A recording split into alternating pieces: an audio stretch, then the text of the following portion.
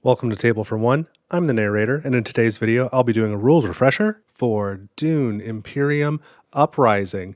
And in this rules refresher video, I'll be going over all the things that are new to Dune, Imperium, Uprising from Dune, Imperium, and I'll have a specific focus on solo play. And then I'll also talk about integrating Dune, Imperium, Uprising with the original Dune, Imperium and the previous expansions, Rise of Ix and Immortality. Let's get rolling.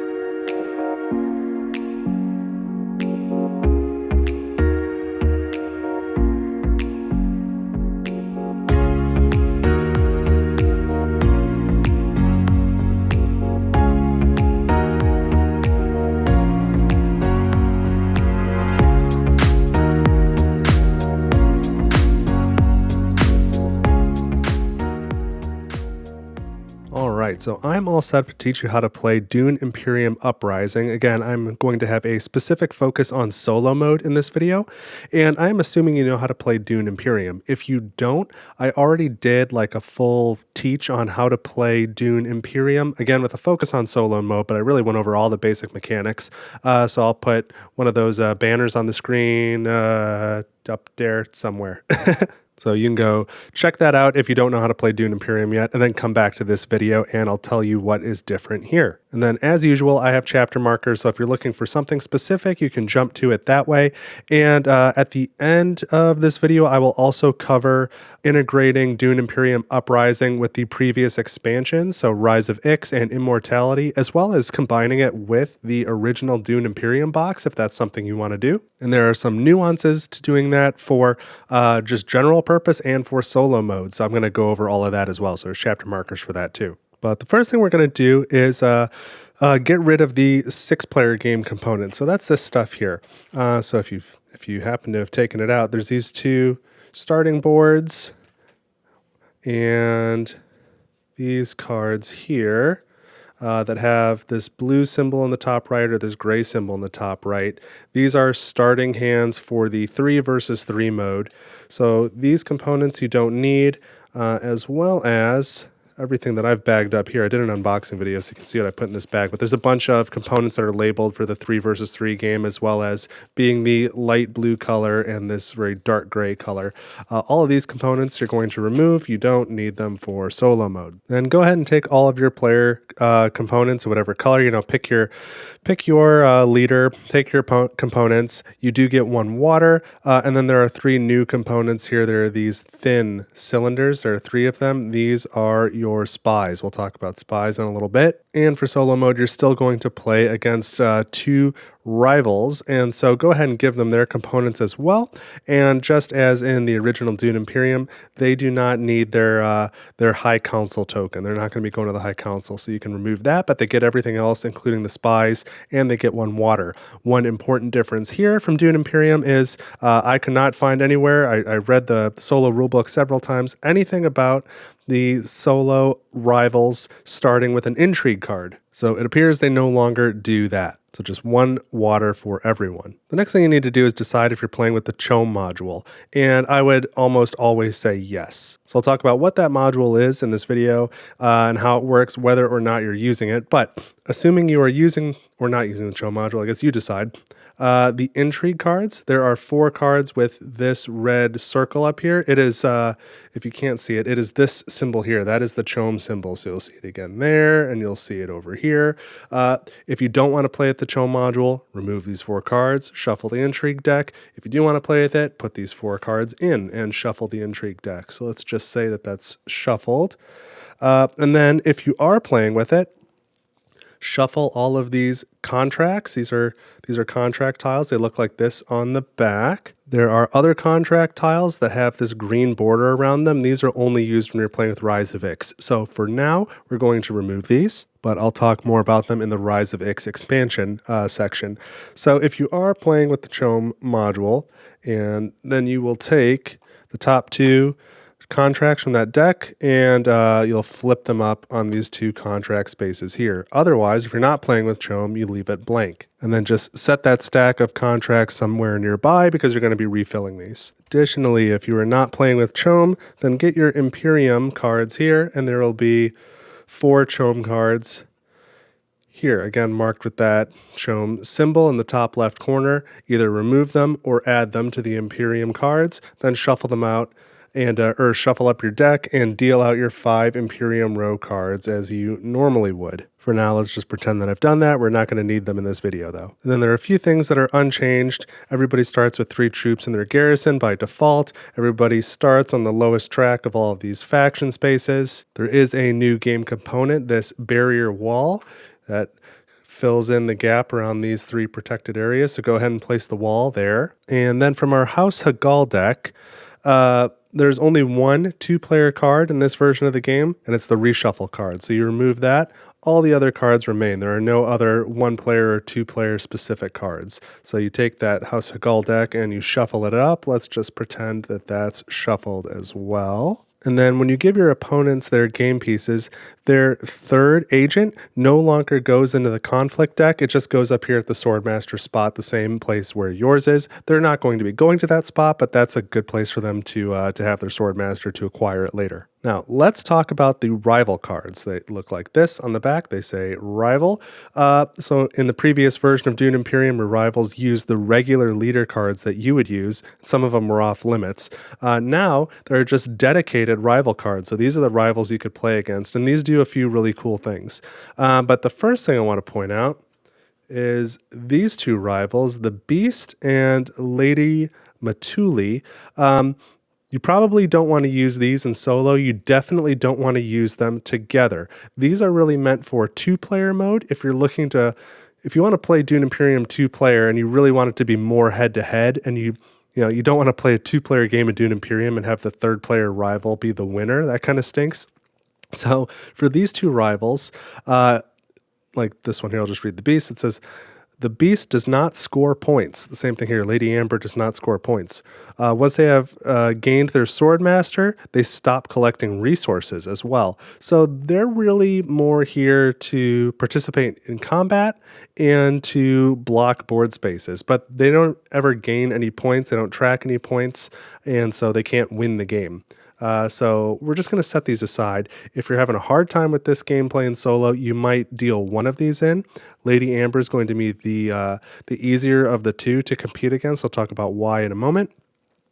And then we have these other, I believe, 8 rivals. 1, 2, 3, 4, 5, 6, 7, 8. Yes. So what you need to know about these is in the top right corner, there's going to be a number. This one is 9. So we've got 9, 8, 8, 7, 6, 6, 4, and 4. The higher the number, the easier the opponent. So that's what makes Lady Amber easier than the Beast. She's got a 9 and the Beast has a 7. And what that number indicates is how many resources the rival has to spend in order to gain their 3rd agent, their Swordmaster. So the rivals collect resources, and they will continue to stockpile them until they've gotten their Swordmaster. And so resources for the purpose of rivals means water, spice, Solari, and intrigue cards. Intrigue cards also count as a resource for them. So they're going to stockpile those. And as soon as they have whatever that indicated number of total resources is at any time, then they will immediately spend those resources to gain their 3rd agent, their Swordmaster. Now, if it just so happens that they gain a bunch of resources on one turn and they have more than that number, they will get their Swordmaster immediately, and then they will prioritize their spending by first spending all the Solari, then spending all of their spice, then spending all of their intrigue cards, and finally spending water. And they will spend until they have spent that number of resources, gain their 3rd agent, and from that point on, they will then trade in resources whenever they have enough for victory points. And the resources for victory points thresholds have not changed from Dune Imperium. So 7 Solari for a victory point, 7 Spice for a victory point, 3 Intrigue cards for a victory point, and 3 Water for a victory point. Now, let me jump back in here to mention one more thing I forgot. When you go to the Swordmaster space, you may notice there are 2 costs listed there. There's an 8 Solari cost, and then beneath that it says 6 Solari.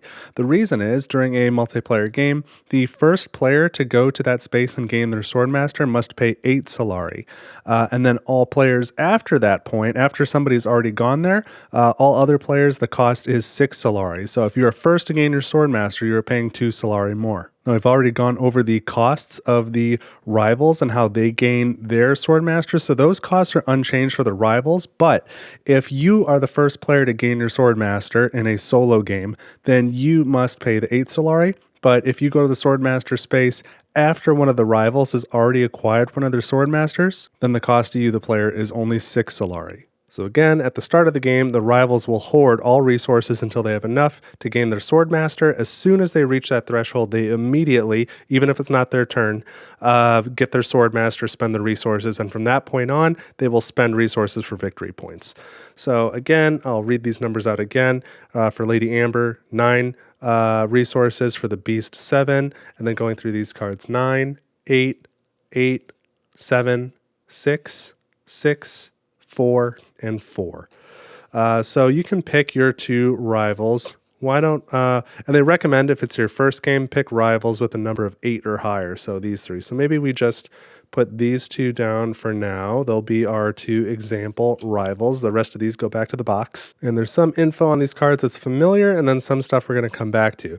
So you've got the Signet Ring ability. That's something that should be familiar. So Signet Ring ability for this rival is to gain a spice, and for this rival is to recruit a troop to the garrison. Then we're going to skip this next section here. The trigger is the same for all of the rivals, but we'll come back to that. It involves spies. Let's wait until we've talked about spies.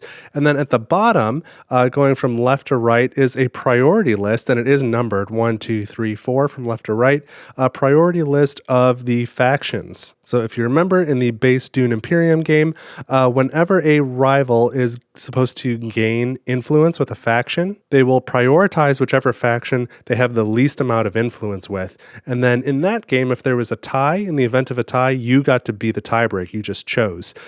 In this game, if it's not specified and they get to just, if they have a choice about which faction to gain influence with, again, they'll prioritize whichever is the lowest. But then if there's a tie, they will go in priority order to break the tie. So that's pretty cool. Those priority rankings are used for something else as well, so we'll come back to it later. Now let's take a look at these cards here. These are objective cards. We've got 5 of them, and you'll notice these 2 have nothing in the top left. They're blank. This one says 1 to 3. This one says 4/6 and 4/6. Find all the ones for your player count. So the blanks are always used, and if we're playing a solo game, we'll take this 1 to 3.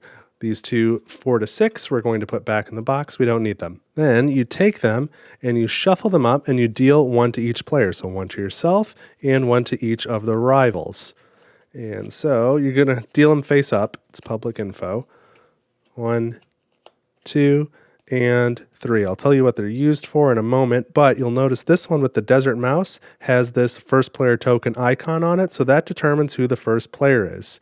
And so you will proceed in clockwise order as normal, but now the first player is randomized instead of being specified in the solo mode. Now there are exactly 3 icons here on these objective cards. It could be this desert mouse, this ornithopter, or this crysknife. And you will notice on these new conflict cards that come with Dune Imperium Uprising, you'll see those same symbols in the top right corners of some of these cards. And so what you're doing, let's say this is our level 1 conflict card right now. Don't worry about the rest of these. Whoever wins this combat gains the card. Let's say I win the combat. Now the rewards, the first, second, and third place rewards for combat work exactly the same way as they did in base game Dune Imperium, so I'm not going to go over that. But you gain the card, and each time you make a pair of matching cards, which now includes your starting objective card, if you make a matching pair, you immediately flip them upside down and gain a victory point. So I have an ornithopter and a crysknife. That doesn't help. But if I get later another one of either of those, let's say I win this one later, or we'll use a rival as well. Let's say that instead of me winning that combat, this rival had won. They now have 2 ornithopters. They take these 2 cards, flip them upside down, and gain a victory point for that. So that adds a new element of interest to the conflicts. So let's look at the level 1 conflict cards here for a second. There is 1 of each of the symbols. So of course there's only going to be 1 of these in the game. So you're going to shuffle these up. You got an equal chance of getting any of these. If we look at the level 2 conflict cards, there's a couple things that are of interest. One, you can see some of them are red and some of them are gold. That's a really nice new visual indicator. The gold ones are the ones where you can take control of a location. And so of those, you can see there are 3 locations you can take control of, and each one has one of the symbols associated with it. And then the red ones that are not associated with a location, you can see here there are 2 of each. So again, not all of these will be in the game, but there's an equal distribution, so you can expect an equal chance of getting any of those. And then the level 3 conflict cards. Again, there are 3 location-specific cards, and each one has a symbol associated with it. And let's check. Is it the same symbols for the same locations? So the Refinery, for example, has Desert Mouse in Stage 3 and Cry's Knife in Stage 2. So it does switch.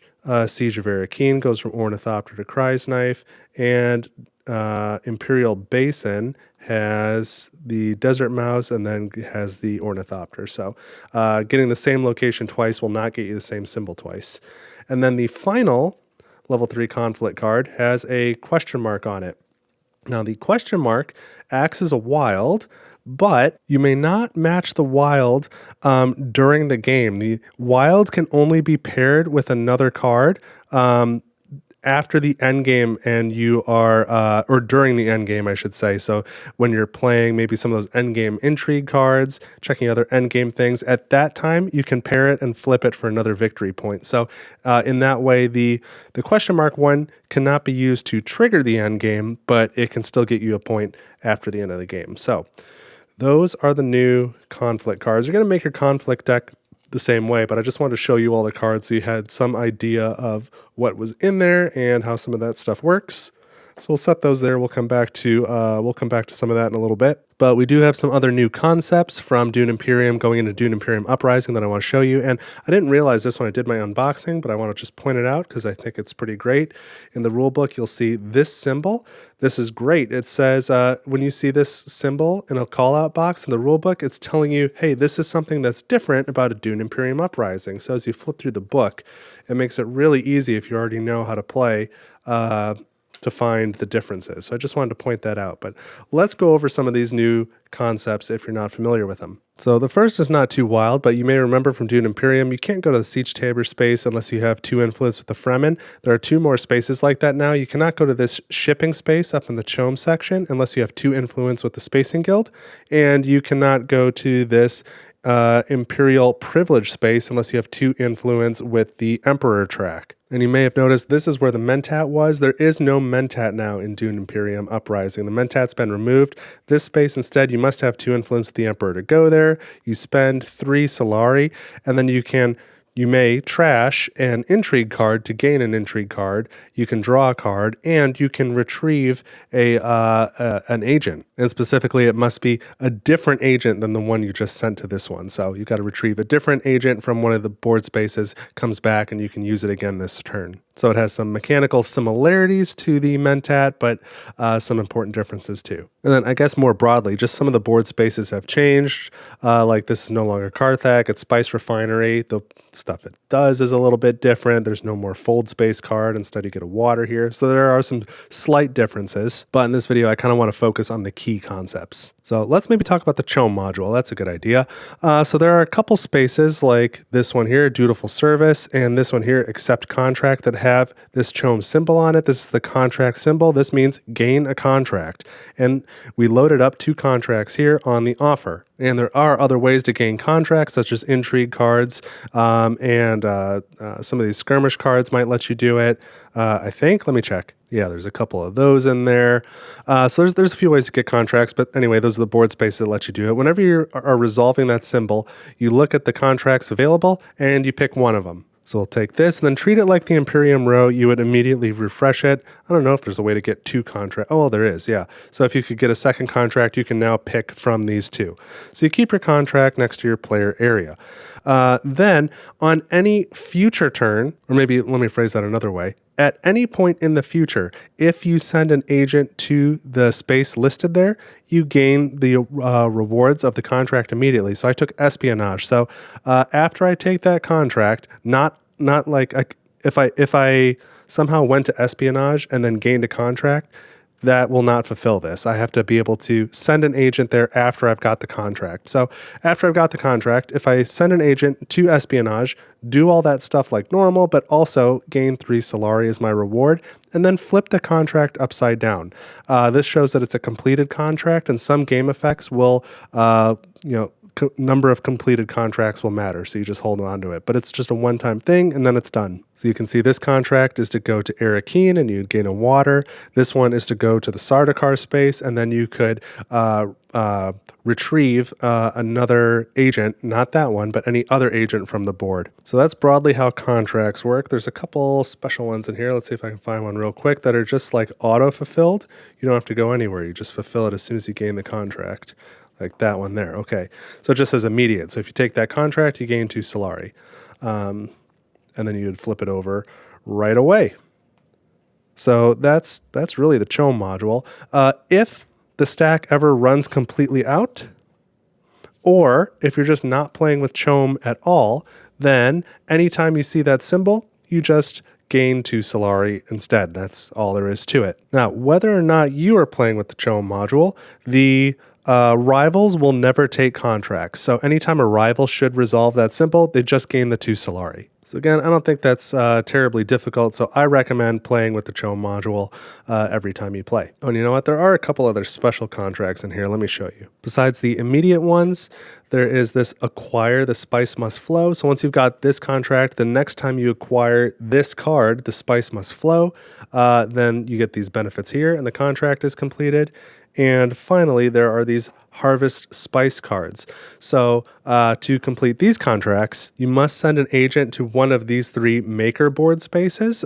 These CHOAM spaces do not count. It's got to be one of these 3 maker spaces, and you must acquire at least that much spice this turn. Now that is from all sources. It does not have to be from that space specifically. So you might get 2 spice here and then play an agent card that also gives you a spice, and that would be 3 or more, right? So when you send an agent to one of those 3 spaces and gain 3 or more spice this turn, this contract would be completed. You gain the Solari and flip the contract over. So those are the special types of contracts. All right, the next thing we should probably talk about is maker hooks and sandworms and the barrier wall. So we've obviously got these sandworm tokens here, and we've got these makers hooks tokens as well. And they go together. So the sandworms are units that can go into combat, and so you see a reminder of that here, but not anyone can just get a sandworm. So sandworms are only available to you if you have a maker's hook. Now there may be some ways in the Imperium deck or in the intrigue cards to gain a maker's hook, but the only way on the board to get a maker's hook is to go to Siege Tabor, which again requires 2 influence with the Fremen. So you've got to at least have that. Go to this space, and then one of the things you can gain, so you can gain a maker's hook, you can gain a troop to your garrison, and you can gain a water. Don't worry about this bottom part. I'll talk about that in a little bit.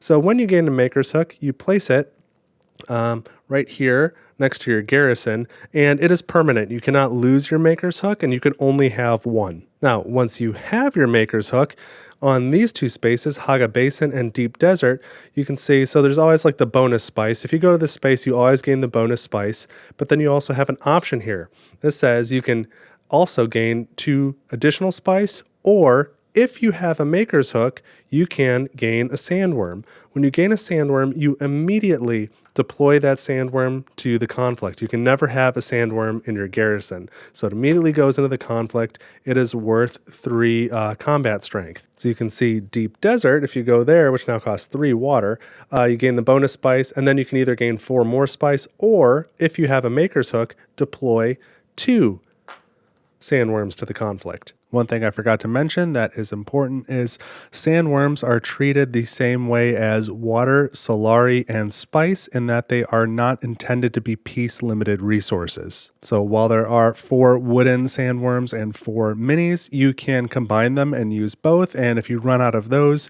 if you need 9 sandworms in the conflict, then just use a suitable replacement piece. But the intent is that there are unlimited sandworms available. Now, at the end of the combat stage, all sandworms are returned back to the supply. Nobody gets to keep the sandworms. So regardless of how anyone places, they all go back to the supply.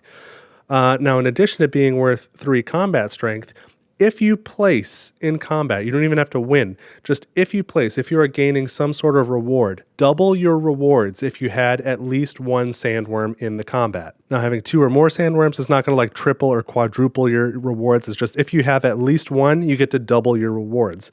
So let's just look at this conflict card here. If you took first place, then you would gain 2 intrigue cards and 2 Solari. If someone else took first place, and you still managed to place, even if you tied and you both got the 3rd place reward, you would still double that reward as long as you had at least 1 sandworm in the combat. So that can be really powerful. Let's see if there's any other stuff to note. So if you have a sandworm and you win the conflict, you cannot double the objective icon there in the top corner. You still only gain the card 1 time, so it's not like worth a victory point by itself. You can't double that. What else? You can go up on a track and then go up on a track again, either the same or different track. In the case that it is a location where you can take control of it and place a flag, of course you can only place 1 flag. Otherwise, you could double all the other stuff. Let's see. If you have the option to spend resources, you may double that as well. So if you take first place and you had at least 1 sandworm in this conflict, you can go up with a faction. You can go up with a faction a second time. You can spend 3 spice to gain a victory point, and if you've got it, you can spend 3 spice again to gain a second victory point. So like this one will allow you to gain 2 contracts. So you'd gain a contract and then gain another. You could trash a card and then trash a second card. So pretty cool stuff. So that's how this sandworm works. Now, we need to talk about this barrier wall. So these 3 conflict cards have, they're gold to remind you that these are locations you can control, but they also have this no sandworm icon on the bottom. So what is that about? Well, these 3 locations, the ones you can control, have this big wall around it that was not there before, and you may not have sandworms in those conflicts if this barrier wall is still in place. So if this wall is up, sandworms may not be deployed to the combat at all. So how might we get rid of that wall? Well, that's the other part of Siege Tabor here. There may be other ways to do that in the Intrigue deck or in the Imperium cards, but you have 2 options when you go here. First, your first option is gain a Maker's Hook and gain a troop to your garrison and gain a water. Or alternatively, you may gain a water and destroy the barrier wall. Once this is gone, it is permanently gone for the rest of the game, so you just remove it. And once it is gone, now sandworms may be deployed to these spaces, when you are doing combat in one of these spaces as well. Or put another way, once this is gone, sandworms may always be deployed to the combat area. So that is of pretty vital importance and pretty new and interesting. And so since we're talking about gaining control of some of those spaces, let me go over this rule that I think I completely left out of my Dune Imperium how to play video the first time, and I have played it wrong, I think, every single solo playthrough I've done so far on this channel. So let me go over it really clearly. When you do take control of one of these spaces, let's say I've got control of Imperial Basin, and this applies to the rivals as well. Whenever anyone goes to that space, if there is if you've got your flag there, you gain the listed resource from the supply. So it doesn't matter if I've got my flag there. It doesn't matter if I go there or if a rival goes there. If anyone goes there, I gain a spice. Likewise, if it was not my flag, if it was a rival's flag, if I go there, my rival will gain a spice from the supply. Or if they go there themselves, or if the other rival goes there, they gain that resource. Now, the part that I always get wrong is if a combat card comes up. So let's say this is our next combat card, and this is Siege of Arrakeen, and somebody already controls Arrakeen. The player that controls Arrakeen may deploy immediately, as soon as that's revealed, 1 troop from their supply directly into the combat for free. So they just have that choice right at the start of the round. And when you're playing with the rivals will always do that. So not super complicated, but I tend to always get it wrong. I'll get it right going forward now. But that is control of locations. Now, the other thing we need to talk about is how rivals handle worms. So Rivals gain hooks the same way you would gain a hook. They would like to go to Siege Tabor, which is now in the House Hagal deck, so they can do that. So if we search through here, I bet we can find it. Siege Tabor. So to go here, the rival must have at least 2 influence with the Fremen, so that still applies. And if they do, then they gain a Maker's Hook if they don't have one yet, gain a troop into their garrison, and then deploy it because it's a combat space along with up to 2 more troops. That hasn't changed, and gain a water. So that is how they gain a hook. From then on, whenever they go to Haga Basin or Deep Desert, they will always gain the bonus Spice. And then if they don't have, whenever they go to those 2 spaces, they gain the bonus Spice. If they don't have a hook, let me show you these cards, then they'll gain the listed Spice. If they do have a hook, they will gain the listed Sandworms directly into the combat. So let's take a look at some of these cards. So Deep Desert is all by itself. That's just a regular card. And then this says, if Deep Desert has no bonus Spice, reveal another card. So like the Harvest Spice cards are a little bit different now. So there's Deep Desert. These 4 are all the same, and they are either Haga Basin or Imperial Basin. And so, all right, so I guess if there's bonus Spice at Deep Desert, we'll do this one first, then the rival will go to Deep Desert, and they'll gain the bonus Spice. If they don't have a Maker's Hook, they'll gain the 4 base Spice. If they do have a Maker's Hook, they'll deploy 2 worms to the combat. The other cards look like this. And they say, send an agent to the space with the most bonus Spice, Haga Basin or Imperial Basin, whichever has the most. If neither has bonus Spice, reveal another card. If it is a tie, Haga Basin is preferred. And then if they go to Haga Basin, if they have no Maker's Hook, they gain 2 Spice. If they do have a Maker's Hook, they instead deploy a sand worm to the combat. When they go to Imperial Basin, then it looks like it has the remove wall symbol. And so the rivals remove the wall a little bit differently than a human player. A human player, whenever you see that symbol, you have the option you may remove the barrier wall. For the rivals only, they may only remove a barrier wall if they have a hook. And so in some of the expansions we've seen some of these like either or type cards before. This not from an expansion, this from Uprising. So let's take a look at this for just a second. So we have accept contract for shipping, or accept contract or shipping. So here's shipping, here's accept contract. This is just saying if you have 2 or more, or if the rival has 2 or more influence with the Spacing Guild, then go to shipping. If they do not, if they have 0 to 1 influence, then go to accept contract and do what it says. And so in this case, accept contract would be gain 2 Solari, and going to shipping would be gain 2 Solari and advance with a faction. We'll talk about that symbol too in a second. But you can see my point on this was the icons are below each of the 2 spaces. This remove barrier wall icon is only below the Imperial Basin space here. So if they go to Haga Basin, I don't believe that they have that option. And that is how all 4 of these cards look. They're identical. So they're either going to Imperial Basin and trying to remove the wall, or they're going to Haga Basin and trying to deploy worms to the conflict if they can.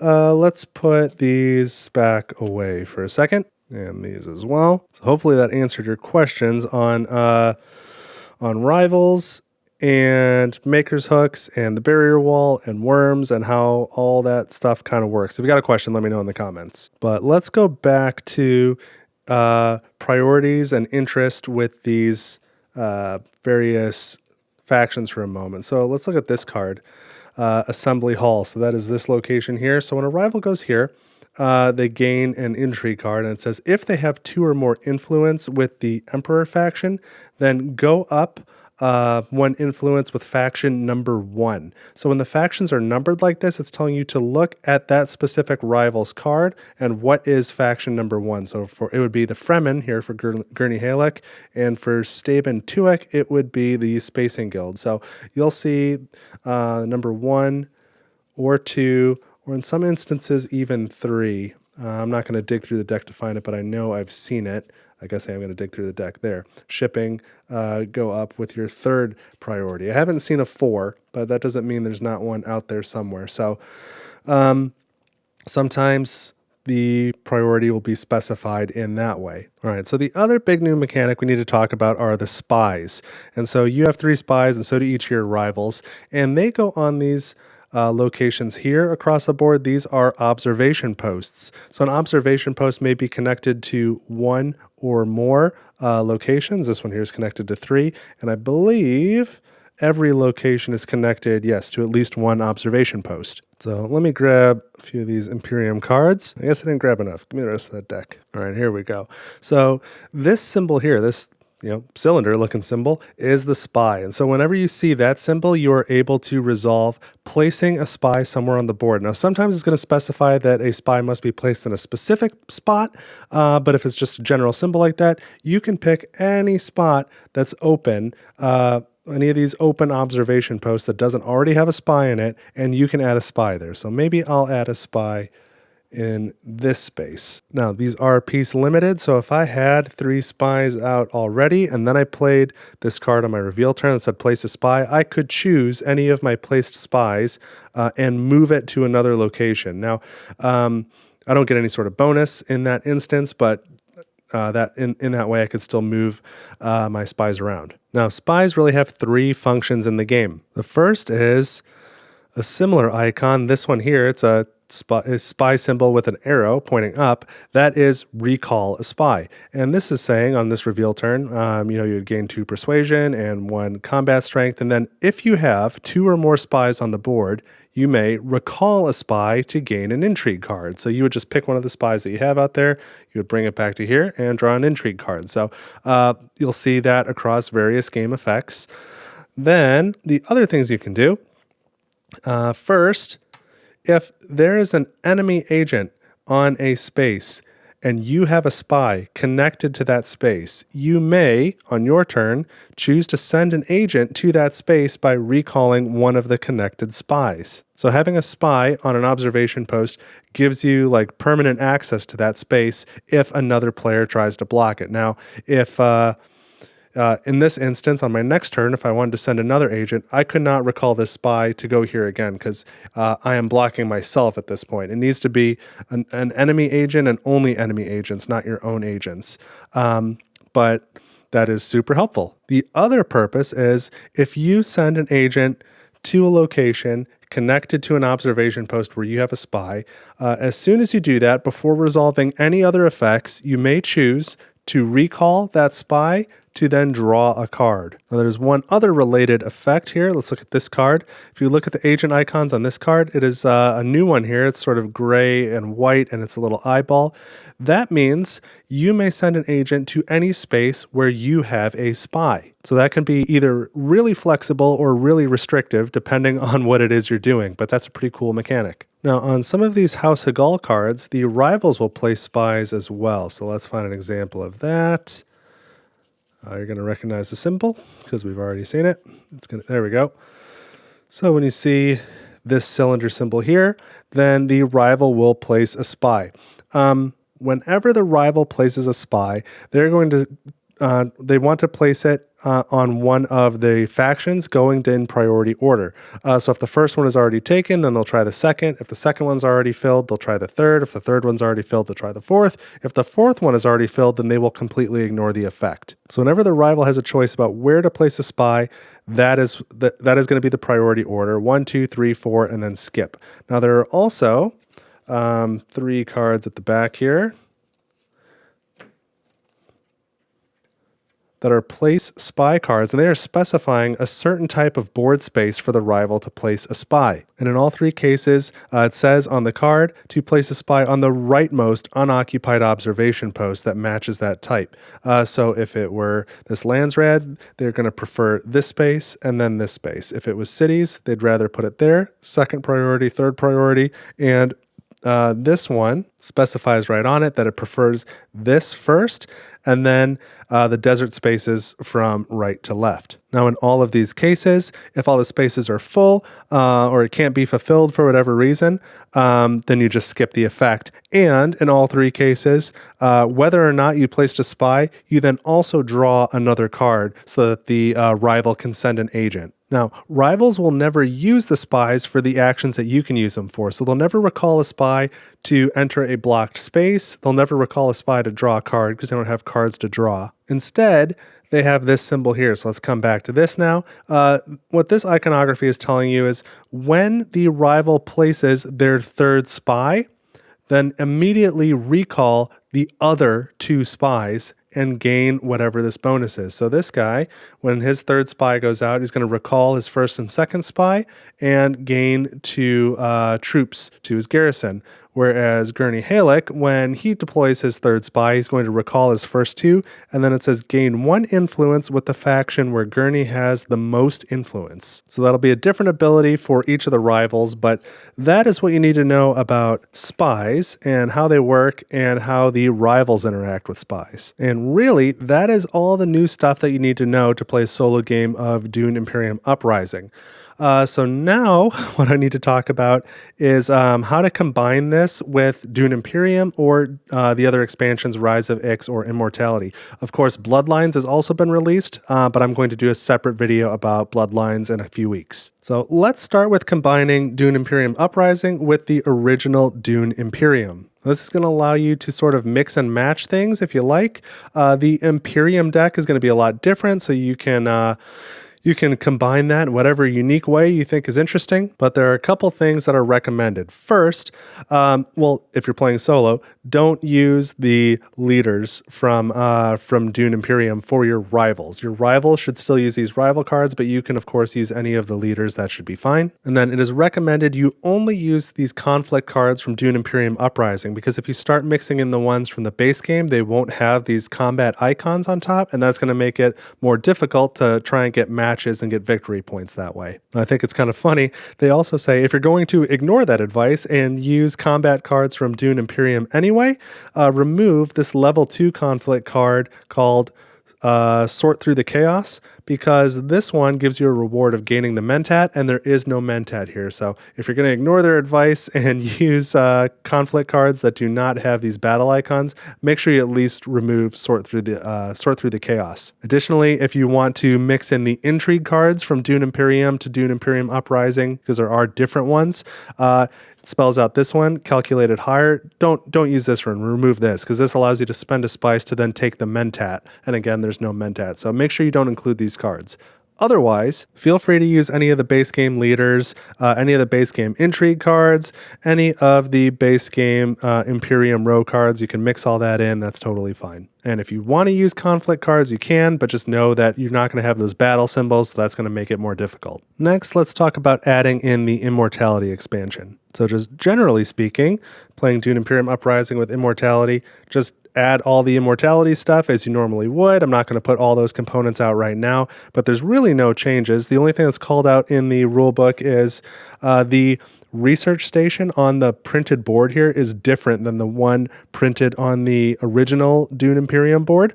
But they say, don't worry about that. Use the replacement research station in either case, the one that comes with Dune Imperium or the one that comes with the Immortality expansion. Just place that here. It's still connected to these two outposts, or observation posts rather, and just use that tile. Now, if and only if you're playing solo mode, one other thing you need to do is go to the House Hagal deck and find the research station cards. There are 2 of them. You are going to remove one of them from the House Hagal deck and then add in all 4 of the House Hagal cards from the Immortality expansion in their place. So there's going to be 1 research station and 3 Carthag. So you're going to put those in place of one of the research station cards in the Dune Imperium Uprising House Hagal deck. Now let's look at these real quick for a second, just as a refresher. When you go to research station, that card works as normal. But whenever you get one of these Carthag cards, there is no Carthag location anymore. And the booklet states that when you get one of these, don't send a troop anywhere, or don't send an agent anywhere. Ignore this troop icon completely. Resolve just the icons that are unique to Immortality. So on all 3 of these, you're going to advance 1 space on that top Tlilaxu track. And then if you get one or the other of these, you're going to cycle either the left or right card from the Tlilaxu offer. Then, after you've resolved just the Immortality on these 3 Carthag cards, just the Immortality icons, then draw a new card and resolve it as normal for the rival. So that is how to use the Immortality expansion. Not too bad. Now, next up is Rise of Ix. This is the big one. When you are playing with Rise of Ix and with CHOAM, that is when you are going to need these tokens here that came with Dune Imperium Uprising that we set aside before. These are the contracts with the green border. After you do all the rest of the setup, including putting the starting contracts out there, you take these, shuffle them up, deal 2 to each player, and each player may then look at these, choose one to keep, place it face up in front of you, and discard the other one. And then any unused ones just go back to the game box. Now, the reason that's done is because you're going to take this Rise of Ix overlay board and you're going to keep it folded in half. We're just going to use this shipping part and we're going to place it right here. And by doing that, we no longer have this contract space. So that's why you kind of get like a starting contract because you've lost some ability to gain contracts. So you're going to place this right here. It's going to cover up, these other assembly hall, gathering support, and then these shipping spaces here. So instead, you're going to have this. Now, unfortunately, the game doesn't specify anywhere because the rivals don't normally gain contracts. So it doesn't specify what to do about these Rise of Ix starting contracts and how to deal with rivals. But my suggestion would be, because whenever the rivals normally resolve that icon, then instead of gaining a contract, they would just gain 2 Solari. Just start them with 2 Solari each. That's probably what I would do. And then you go ahead and pick one of these contracts and start with it, right? Now, in addition to putting this overlay out, you're also going to place the Rise of Ix board, or the Ix planet board like normal, put all the technologies on it like you normally would playing Rise of Ix, but this is something else that's not specified, and I think it's kind of important. So, it does say that, because these components were printed before Dune Imperium Uprising existed, they don't have any of these observation posts on them. So it says pretend that there is a single observation post here connecting these 2 spaces and another one here connecting these 2 spaces. That's all well and good. This Place Spy card says if the CHOAM observation post is unoccupied, place a spy there. So this is still CHOAM. So if this is unoccupied, I think the rivals would place a spy there before placing one in any of these spaces. But this one, place spy priority, place a spy on the rightmost unoccupied observation post, of the green pentagon type. And so what is rightmost? Depends, I guess, on where you place this board. I think this should be the priority over this because the rivals can go to these places and the rival never goes to those spots. So they're doing more actual blocking if they place it here. This seems like it should be the priority rather than placing the Ix board left of the Lands Red Council. So, place it wherever you want, but I would prioritize this invisible observation post over that one when the rival must place one spy, that is. Then you're going to grab the House Hagal cards for Rise of Ix, and you're either playing 1-player or 2-player, right? So remove all the cards that are not for your player count. So we're playing solo. So we're going to add in Dreadnought and Tech Negotiation because we've got those. And then we'll also add in Smuggling, Interstellar Shipping, but this card here is Interstellar Shipping and Fold Space, and there's no longer a Fold Space board space. So first the game recommends that you just ditch this card entirely, and then parenthetically they say, or you could keep this card, and whenever it would direct a rival to go to Fold Space, instead send them here to deliver supplies. So that's really the board space that replaced the Fold Space board space. So you can decide how you want to handle that. And then you would shuffle these into the House of Gaul deck and you would remove the Assembly Hall card and the Gather Support cards.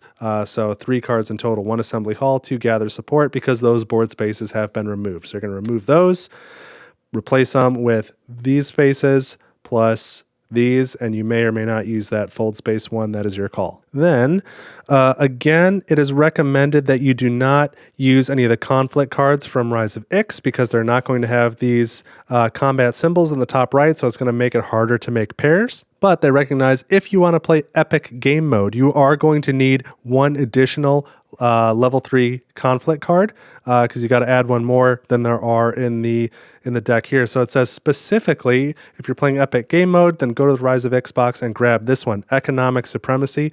This is the one that you should add for epic game mode, but just know that there won't be a conflict icon on it. And finally, when combining Rise of Ix with Dune Imperium Uprising, if somebody wants to play as this leader, normally the Signet Ring ability is to spend 1 Solari to gain a Fold Space card, but Fold Space has been removed in Dune Imperium Uprising. It was only in Dune Imperium.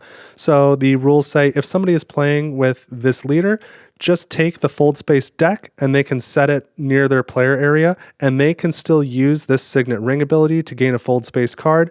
Otherwise, all the Fold Space cards are unavailable to all other players and cannot be gained in any other way. So I think that's fair and kind of makes sense. And then finally, you should note when combining cards between Dune Imperium Uprising and anything else, all of the Dune Imperium Uprising cards, whether they're Intrigue cards or Imperium cards or House Hagal cards, whatever they are, all have a little hexagon in the bottom right corner.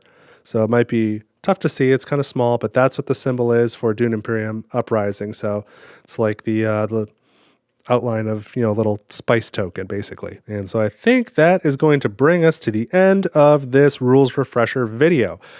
So if you knew how to play Dune Imperium Uprising, or if you knew how to play Dune Imperium solo already, and now you've watched this video, you should be able to solo play Dune Imperium Uprising. And you could, in theory, combine it with Dune Imperium or Rise of Ix or Immortality. So if there's anything you think I've missed, let me know in the comments.